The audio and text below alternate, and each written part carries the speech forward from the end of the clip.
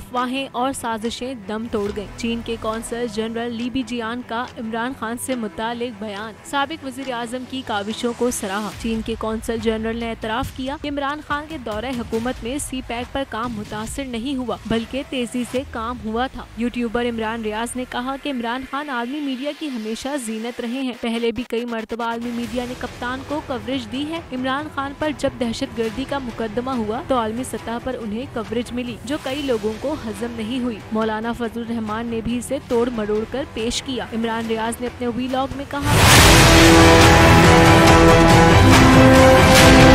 मौलाना फजलुर रहमान हमेशा मजहब को सियासत के लिए इस्तेमाल करते आए हैं, कभी अपनी सियासत से मजहब को फायदा नहीं दिया। इमरान रियाज ने साबिक वजीर आजम की गिरफ्तारी से मुतालिक कहा, ऐसे हालात में इमरान खान की गिरफ्तारी हुकूमत के लिए बेवकूफी होगी। सिंध डूबा हुआ है और ये सब मुल्क छोड़कर इधर उधर भागे हुए हैं। कुछ कतर गए हैं, कुछ लंदन और तुर्की में मौजूद हैं और स्पीकर कौमी असेंबली कनाडा में है। इमरान रियाज ने अदलिया को उम्मीद की किरण करार देते हुए कहा कि इमरान खान पर दहशतगर्दी का केस बेबुनियाद है। अदालत इतने दबाव में इंसाफ पर मबनी फैसले सुना रही है जो काबिले तारीफ है।